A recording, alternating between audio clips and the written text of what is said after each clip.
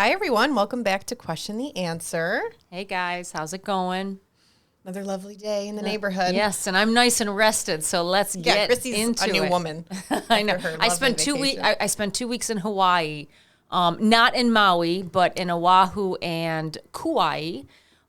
So we will be talking about Hawaii today. I got an interesting perspective while I was down there about the fires and what those folks are dealing with currently right now. Not so affected on the islands I were, but everywhere you shopped, everywhere you ate, everywhere you, picked up a coffee, they were asking for donations for that island, specifically because they're not really getting any federal help. Not directly, I feel like. Yeah, and a lot of the, even some of the folks in Oahu, the statement that they're actually saying is, and this is directly from people who live there, is they don't feel like they're U.S. citizens. They don't feel like they're being treated like U.S. citizens right now. So like the people in Ukraine probably feel. Yeah, so we'll get into that a little bit later. But I wanted to start today because there was like big breaking news from the White House. Did you see the big breaking news? What's the big breaking news? I'll show you. This is my favorite. This is Employee of the Month. We know that from a Hunter Biden associate now that he sold the appearance of access to then Vice President Biden.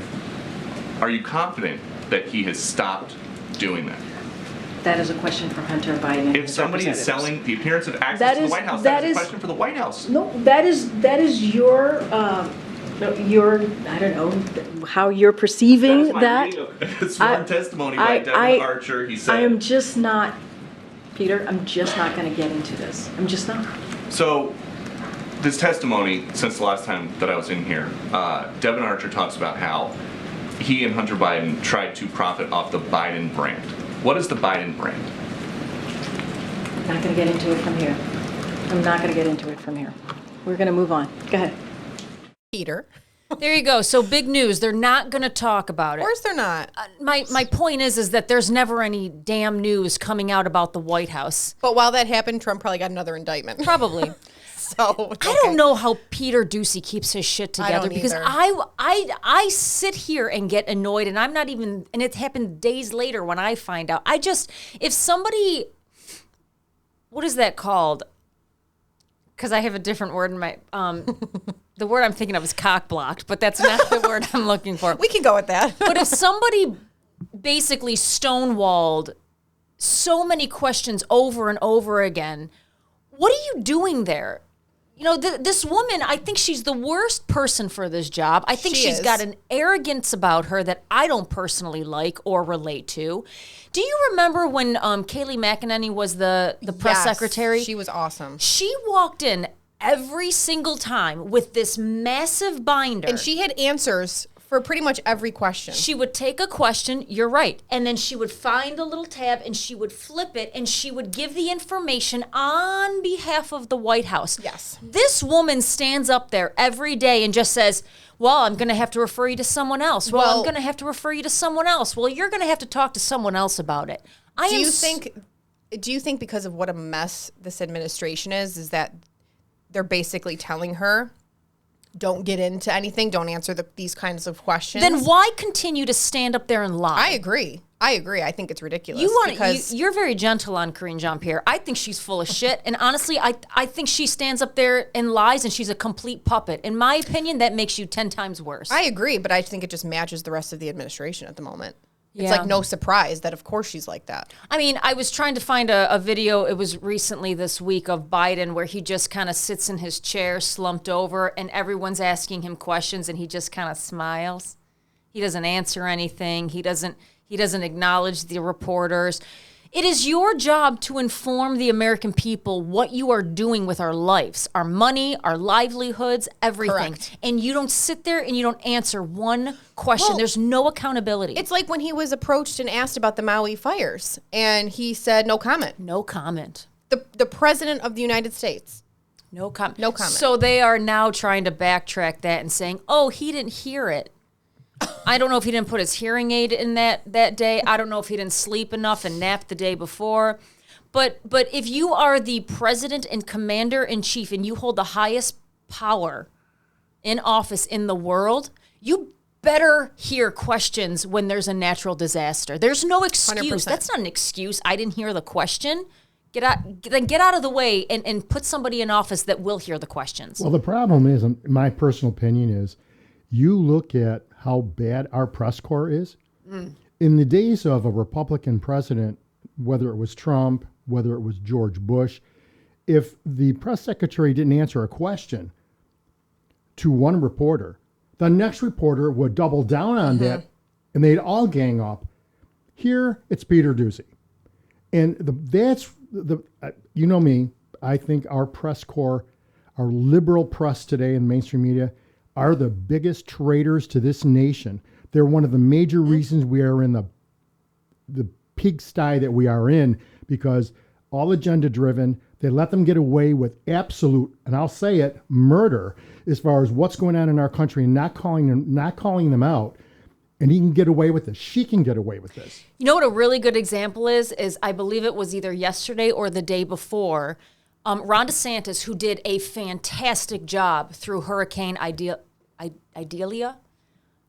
making sure that the resources were available. Yes, they were ready before this storm. There's only been one fatality, and that was because, unfortunately, a tree fell on this poor woman's house.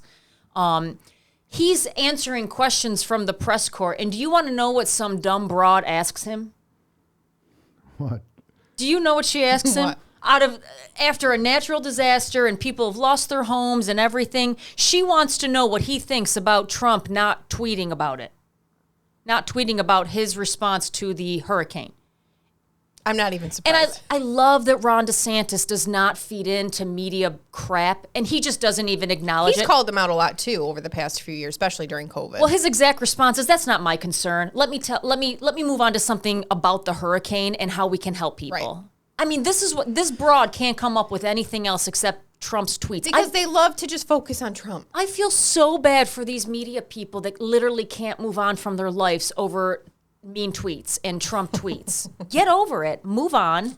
There was just a natural disaster, and all you care about is Trump? Oh, my God. One resident. What does one resident think about it? Are you kidding me? Crazy, wacky planet we live in. We do. We really do. All right. What did we want to talk about next? This was, while I was in Hawaii, I was seeing stories about this in Hawaii, because, by the way, in Hawaii, all you get are paper straws. Paper straws. They actually have these beeswax straws. I'm sorry. No to all of that. No. Well, I want a plastic straw. have you ever drank out of a paper straw? Yes, it's like it just disintegrates in your mouth. It's like I want this coffee with a side of paper particles in my mouth. Like that's what you're getting. And the worst is if you have lipstick on, it sticks to your lip. You got like and you get like a little piece. It's like when men shave. Or, like when your hands get like the condensation and they're a little wet and you go to touch your straw and it's just peeling off on your hands and everything else. It's like. You have just a bunch of humans walking around with like little pieces of paper all over But you're saving the turtles. So drink out of your paper straw. So we're saving the turtles, but we are killing ourselves. We're killing ourselves. On par for 2023. Forget COVID, guys. Paper straws are going to kill everybody. Yeah. You and I actually pulled the same video. We have the same video and it's the best. It's funny because it's true. I mean, this kind of sums it up in a nutshell. Oh my gosh, I would love to travel soon. She's adorable, yeah, this girl. me too. She's Can you imagine us just like lying on the beach? She's digging it out. Yeah, you know, life's short. We gotta She's go bringing out it there. out. Oh my god, did you want to sit? No. No. Ugh. But how true? I mean, that is not even like that far off from the truth. That's what happens when you drink out of a paper straw. No one likes it. I've never met one person who enjoys drinking out of a paper straw. Yeah. Not one. I wonder if that's why when you go to like Starbucks and coffee shops now, they sell more of these top containers with like a little Just the opening. like a child's sippy cup. But I feel like you gotta. That's so hard to drink out of. I feel like. Once again, and if you have lipstick on, it's all coming off. So paper straws, which are being pushed across the U.S. as an eco-friendly alternative to plastic versions, guess what, guys? Drum roll, please, may contain something called forever chemicals that are harmful to both humans and the environment and were observed more often than in the sample of plastic straws. This is a new European study that has found this. source for this was Fox Business News, as Adam Shaw wrote about it. They're not biodegradable. And if you want, so we can't do paper, we can't do plastic. Well, they're saying metal straws are, use stainless steel straws. better way to go. Which, by the way, But kill your teeth. Oh, to I suck on don't something like that metal. either. Do you enjoy that? Like, No, because if you hit your tooth on it, you could chip a tooth. right. And I feel like, I don't know, what are you going to do? Carry metal straws in your bag? And I'm I'm a chewer. I also was it too? Which, I mean, that's not great for your teeth either. Well, if you're out with me and there's straws involved, you can always tell which cup is mine because I have the chew marks in it. Mine have lipstick. Mm-hmm. So I like to chew the straws. I know. I'm a plastic straw girl all the way. I don't know. As you can see, we're taking it very seriously with our plastic straws in our cups. Oh, I'm not going to use a paper straw, especially if it's going to kill me. You can't. Well, yeah, and the thing, if we're jokes aside, yes, no one enjoys having paper literally dissolve in your mouth, but it's also not good for you. When there was this huge push on, don't drink out of plastic's killing the earth, it's killing the animals, and it's like, well, we're also dying. So does that matter anymore? If all the straws are going to kill us anyway, I'd prefer the one of convenience. If that's how we're going to go, right? The one I can chew. Yeah. So it's these PFAs. Is what the study tested against. It was 39 straw brands and a variety of materials for PFAs, which I'm going to butcher this, but it's poly and perfluoralkyl substances. I can't even pronounce that. Where are right. you? In the parentheses right there. Oh, that's a lot of consonants. We will put it up on the screen. Polyfluoralkyl. PFAs is what we like to use. They were found in 69% of the straws. Lovely. And the testing detected 18 different kinds of PFAs, which are not good for you. When I said in my story, forever chemicals, is that PFAs? Yes. Okay. Yes, that's what they're referring to. And forever chemicals means they don't break down, they don't basically, Correct. the chemical exists forever once it's on the earth, right? Yes, and I think if it gets into, I think there's some traces of PFAs in lots of things. In lots of things.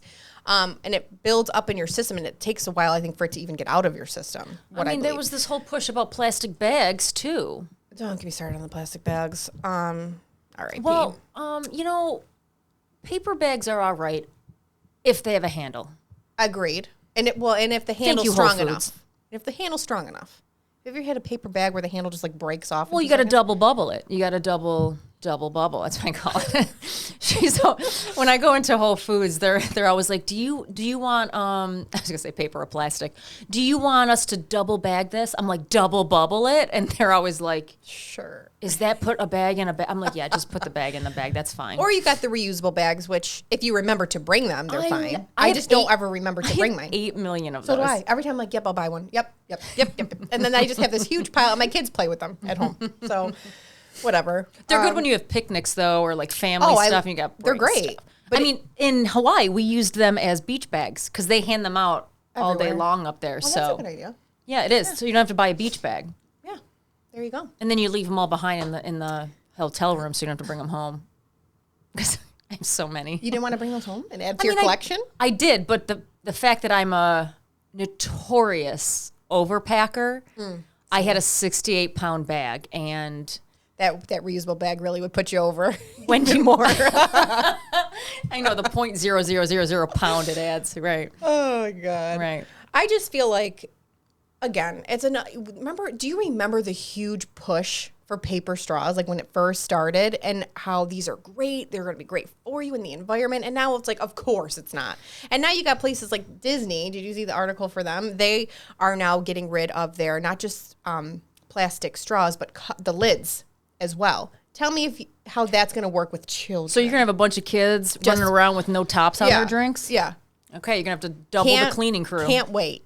So in other words, if you're going to Disney and they're phasing those out, you'll literally have to bring their your own water bottle. Their own sippy cups. Yeah, because I think once again, it's on the consumer. It's on just another thing you got to bring. That's right. Yeah. And I have 3 little ones, and just the thought of them running around, all of them with cups with no lids. Not to mention the change of clothes you'll have to bring with you into the park. Oh, 100%. So I think you can request a lid and straw. I think the straw's paper. I don't know about the lid, but you have to request it at the counter at like the quick service restaurants and all that. And if you don't, you have to, and you need it, you have to go back and wait in line to ask for it again. Well, the latest story is some people have reported that already at these quick service restaurants in Disney World, they're telling customers who are asking, I'm sorry, we're out of the plastic lids. So I believe it is a phase out because Disney made also a statement that by 2030, they expect to be zero landfill. So, I mean, once again, it's... what does that mean, zero landfill? In other words, they really would like to recycle on property. They don't want to add anything to landfills. But again, Disney's come up with a lot of these over the last 10 years, and all these have faded away after a year because the consumer feedback. I don't know. I just Can think Disney focus on making a new movie? Can you like building a new ride? I don't know. Can you forget about straws and caps and just kind of make a good movie? Right. I don't know. Just step one. Just an idea, guys. Yeah. So I guess if you're planning a trip, just bring your own water bottle because it's not going to be fun with children. You and I say this all the time in our podcast is I would love to be a part of these board meetings or these like high level meetings where they're like, this is the next. This is big thing. Yeah. And we're going to change the world by doing it. What audience are you thinking of when you do these meetings? Not to mention these climate activists are out of control. Listen, I believe in conservationism. I don't believe in climate activism. I mean, let's just talk about Canada for a second. Yes, I call it Canada. The Canada wildfires are not because of global warming, although once again, the media would love to tell you that, it's climate change. No, it's because they don't manage their damn forest. They don't clear the brush. They don't do scheduled burns. And therefore, everything lights on fire, and it lights on fire quickly and spreads very quickly to the point where you can't control it. Now, conservationists will tell you that you have to manage your forests, but we choose not to because climate change. And the same thing is kind of happening in Maui right now, where the government and the leadership involved failed the people, and now we have a massive, catastrophic natural disaster on our hands. And this is directly from the people in Hawaii. I was just there. Okay. Yeah, and there's been a lot of videos kind of surfacing now of residents speaking out. They're just pissed. So upset. They're pissed. And things that could have been done to help with, I mean, obviously not help stop the fires necessarily, but help these residents get out faster. I mean, I don't even think they sounded the alarm in Lahaina when they should have. The sirens. Well, they have a really stupid explanation for that. I saw that. The alarms bring people to the middle of the island. Up the mountains. Because it's a monsoon siren, so what it does is it alerts people to move inland. But they were saying if they moved people inland, then that would move them into the fire. But my question to everybody is, are people really that stupid that if they see a fire, they're going to keep going inland? I mean, once again, guys. It's just a lazy excuse, honestly. But don't worry, Meghan. President Biden and Kamala Harris are going to give each resident of Maui $700. That should fix everything for sure. And then they're going to push for another $40 billion to go to Ukraine. Yeah. Good thing they didn't say that in the same speech, but I believe it was like one day it was like a day for apart, you little people, and then we're going to get $40 billion over to a country that has nothing to do with us. Well, Oprah and The Rock are coming to the rescue because they're also starting a fund that goes direct. What they say is it's going to go directly to families there. Oprah has a home on Maui. She's bought a lot of land. Yeah. In Maui. There's a conspiracy theory being passed around, which just it's worth mentioning because it's just worth mentioning where I can't even get it out with a straight face. Some people think that the Maui fires were deliberate and they were started by specific people because they want to turn the island into a rich person's island, so they needed to burn down some of these cities. Is that the same rumor about lasers? Lasers? Yeah, lasers were being used. Okay. Oh, well, there were, I guess, conspiracy theories, which there's always going to be a conspiracy theory. I'm here to listen. Why not? That the fires were started by lasers and other tactics, because they were saying if you look at the images, like there are some houses that are completely decimated next to perfectly fine houses. And people were saying if it was a true fire, like brush fire that spread, that wouldn't look like that. That's just what I'm seeing. That's now don't shoot the messenger. In my own experience with home fires, because we've had a couple consumers that unfortunately something has happened and a house is burnt down. I mean, to rubble. Yeah. We've dealt, one particular customer comes into mind. That does happen. The way the sparks fly, some things get touched and some things don't. I just know that from my own personal experience because I was sent a ton of pictures and we have, we did some goodwill stuff for these folks because it's an awful thing to have to go through. But I guess the point with the Maui Fires is, listen, you have at face value a hot tropical climate, a drought, a hurricane that is passing offshore but near enough that it's got winds that will basically push the flames very quickly, so it's hard to react. That's what happens at face value. But, Meghan, a plane never crashes for one reason. The reality is the failures of government that led to the disastrous fires are kind of a long list. We were sent an article by AJ. This article is from, I can't say this, Breitbart. This is a Christina Wong article, and she listed out several I have the same thing. Several reasons as to why leadership failures actually exacerbated something that probably could have been controlled. So one of them is local power company did not shut off the power when the fire started. Yep. Any comment on that? Well, I was just reading that I think even back in 2022, there were complaints about this Hawaiian Electric company saying that the risk of utility system causing a wildfire is significant. And this was back from June 2022 when this kind of complaint came They through. knew for 4 years that their systems were completely outdated and were a hazard to the island. Which, I mean, that's awful. 4 years. There was actually a study done in 2018 in Maui stating that, hey, electric company, you need to do X, Y, and Z in order to avoid this. And they never did anything. They actually focused on their green agenda rather than protecting the people. And there's one electric company that I believe has the monopoly on the entire island. I don't know the name of Hawaiian Electric. I don't it's know. Hawaiian Electric. Brilliant. I mean, look at this. It's devastating. That was such a historic town. We were actually supposed to go see a luau in Lahaina.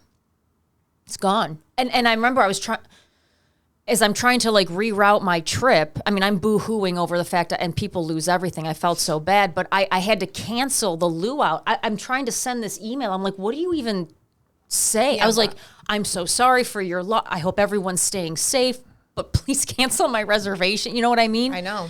And I've never even gotten a response back. So once again, the whole town has been decimated. So we have no clue how bad this tragedy is going to turn out to be because there's so many people still missing. Mm-hmm. They're probably going to hide it. I would expect that many people jumped into the ocean. That's what I was reading. This was horrific. I mean, because they couldn't get out, and to not have evacuation plans in place besides monsoon evacuations is kind of funky, isn't it? I mean, it's like, is it the only thing you'd ever have on the island? Well, a lot of the states that are failing right now and are much worse off than they were 8 years ago are Democratic run. Yeah, absolutely. I mean, numbers. One word, California. Numbers don't lie, folks. No, numbers do not lie. If you want to know who's doing good and who's doing bad, look at the numbers and then look at the leadership. You don't have to take it from us, and you don't have to hate us if we don't agree with you. Go look at it yourself. All the information is right there on this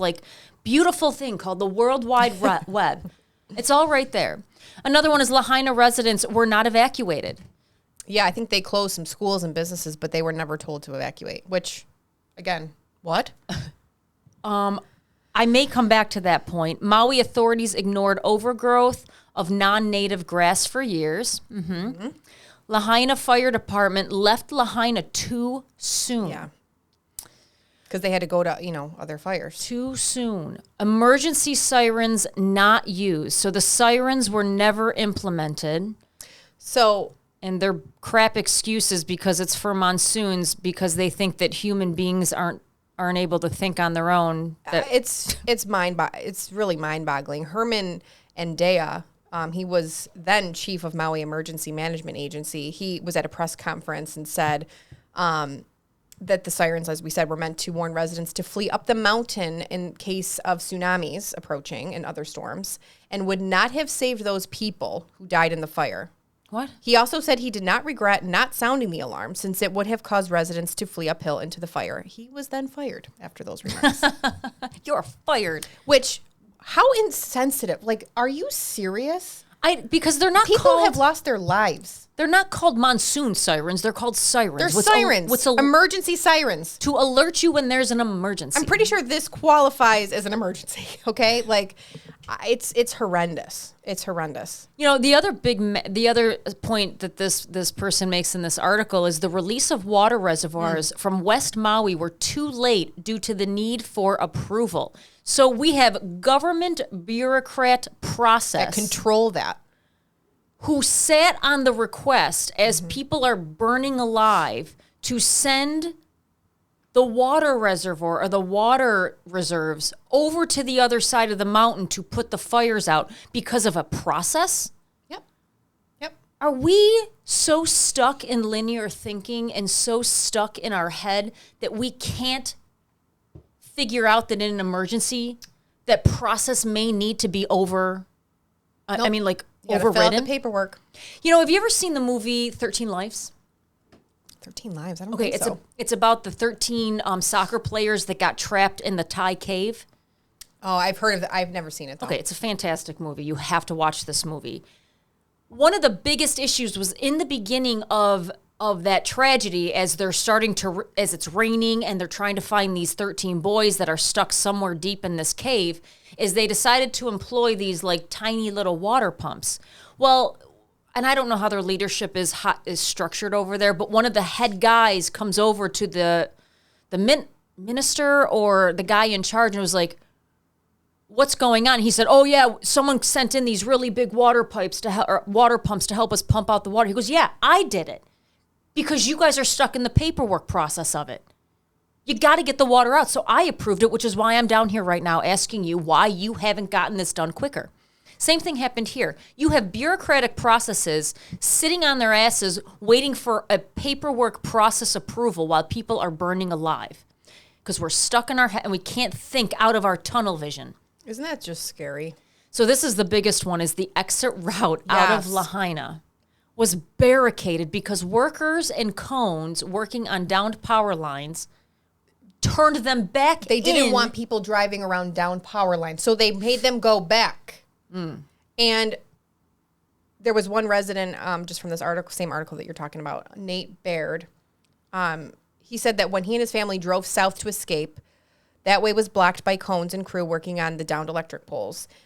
He said he and his family decided to ignore the warnings and swerved around the cones heading south. They made it to a neighboring town by 4:18 p.m., and he said they had just made it out. And while that's happening, people are literally jumping into the ocean and trying to save themselves because the whole place is burning down. I mean, that is bizarre. Oh, wow. Look at these pictures. I mean, just incinerated. Yeah, he said nobody realized how little time they had. We literally had minutes and one wrong turn, and we would all be dead right now. Do you know how long it takes to burn down a house? How long? 2 minutes. I was going to say minutes. Gotta be minutes. A complete home can burn down in 2 minutes. Look at that. Yeah. I wanted to add one more to Mrs. Wong, or, Miss or Mrs. Wong's list. Complete negligence. So the utility company, which serves around 95% of Hawaiians, faced criticism for allegedly pursuing green energy projects while delaying fire mitigation efforts. Financial disclosures and reports show the company worried about the state of its electrical grid and specifically the risk of wildfires, but devoted the resources to building out the utility's green energy network with limited action to mitigate fire risk, according to the Wall Street Journal. The utility submitted a plan to the Hawaiian Public Utilities Commission last year that said the utility, am I saying that word right? That said the utility would spend $190 million on projects on Maui, such as removing trees and brush from areas around power lines and sharing the island's aging electrical infrastructure. While the commission approved the plan, Hawaiian Electric put off implementing it until it received approval to pay for the project by increasing rates on the customers. That approval still has not been given, according to the Wall Street Journal. Well, you're too little too late. Maui residents claim that there are over 450 bodies currently that have been recovered so far, and they're not done. No. Don't worry, though, Meghan. Biden made it down there in He 2 did. weeks. He did, and he gave some really, really, sympathetic words He's a joke. to the people. He's a joke. I want to just listen to Miss Dana Loesch, who's probably hands down one of my favorite humans on the planet. Yeah, she's great. I like her because she explains things in a way I can understand. But this is just a little tidbit of Mr. Biden and his lack of empathy. Hawaiians, as he arrived in, as he arrived, he was getting off, Air Force One, etc., getting his little motorcade. There were people who were standing along the side of the road with signs basically telling him to go do something unflattering to himself. All along, all up and one side and down the other side of the road. People were livid. They said, too little, too late. Too little, too late, they said. And now he's going to come out, and then he's going to give them this one-upsman story. Listen to this, audio soundbite 2. This is some of them on the side of the road. Over to my right, there are a bunch of people out here. They've been here for hours. A bunch of them are protesting. They have their makeshift signs, cardboard signs, a lot of them saying, as we've been talking about, that he's too late. Some of them feel that he should have been here much earlier. Other signs that say actions speak louder than words. So hearing a lot from the people here, as well as Hawaiian flags. They're mad. And they have every right to be. I mean, oh my gosh. I mean, when he got off the plane, he made a comment like, that's hot ground, man. Like, he gets off the plane and starts shaking people's hands and then gets distracted like a teenage girl by a dog and starts petting the dog. And what's the dog's name? And then he makes this bizarre comment of, oh, the ground is really hot. What planet? You are brain dead. By the way, Right, here it is. She calls him President McUnity, which I would love to adopt that term. Well, there's a dog. Boots on too. You guys catch the boots out here? That's a hot ground, man. Hello to everybody. All right, President, we're going to jump ahead to the next spot, okay, guys? The President of the United States is coming to a place where people have lost everything, lives, family, and this is what we get? This is what they get? I want you just to pretend that was Donald Trump. Exactly. And what do you think the media reaction would have been? This would have been plastered everywhere. He would have been ripped apart like he already always is. Even worse. He probably would have been indicted for it. I mean, I don't know. It's so disgusting to me. I can't even believe that. And then his, little story about his kitchen fire. I have it right here. Yeah. Would you like me to play it? I would. So, Mr. Biden is speaking to the Hawaiian people. I don't want to compare difficulties, but we have a little sense, Jill and I, But I am. what it's like to lose a home. Years ago, now 15 years ago, I was in Washington doing Meet the Press. It was a sunny Sunday, and lightning struck at home on a little lake that's outside of our home, not a lake, a big pond, and hit a wire and came up underneath our home into the heating ducts, the air conditioning duct. To make a long story short, I almost lost my wife, my 67 Corvette, and my cat.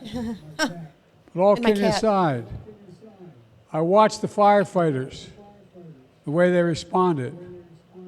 There's an old expression. I grew up right across the street from a fire hall in Claymont, Delaware. And the expression is, he's still going. God made man, then he made a few firefighters. You're all crazy, thank God. Not to compare stories, but one time I had a small kid, which, after he said this, stories are now coming out kind of fact-checking them. And then he said, all kidding aside? Yeah, all kidding aside, I know you've just lost everything that you own and you actually, other people have lost their lives. Is he sympathizing or is he competing with them over whose grief is worse? This man, he just needs to go. He needs to go. I just feel like if I was a resident or a resident of Hawaii and this president is coming down there to talk to you about the devastation that you've just experienced, and he comes out with this, how insulting. That's so insulting to me. It's low. It's very low. It's low.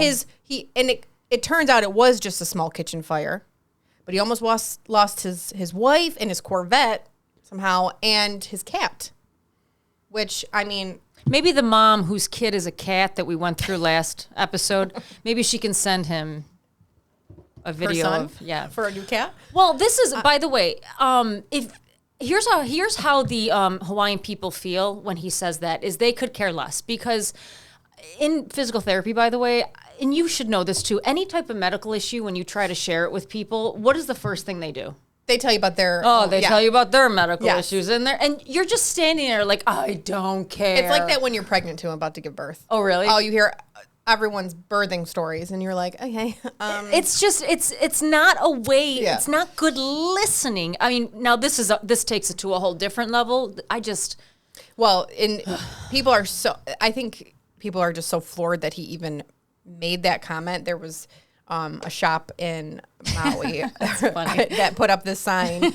Sorry, you almost lost your 67 Corvette in a fire, Mr. President. Maui strong. Like, so true. It is so good for true. them. Yeah, exactly. This is a huge opportunity for Republicans. Yeah. Huge. Okay. Well, Maui residents were also heard saying that Biden arrived too late, too little, too late. So once again, Karine Jean-Pierre gets in front of the microphone and says how fantastic he did, and this was the fastest response ever. Okay. So Ben Shapiro, who sometimes I agree with, sometimes I don't. Yeah. He had a little just like a little paragraph on how he thought the president handled this. And basically Ben Shapiro is summing up that Biden couldn't be bothered while he was on his Delaware vacation. He sat on the beach, rode his bike, and ate some ice cream while people were burning alive. Then went to some guy's mansion for a longer vacation, and then decided to eventually make it out to Maui about 2 weeks later. So thanks for showing up, man. Yeah, thank you. Gross behavior. Oh, look, we have the same picture. So I think maybe we should tease the audience and continue our conversation. Take a guess time. Of what you see in this image. We'll give you the picture, but we're only going to show you a little bit of it. So stay tuned, guys. Thanks for listening. Thank you. We'll see you next week.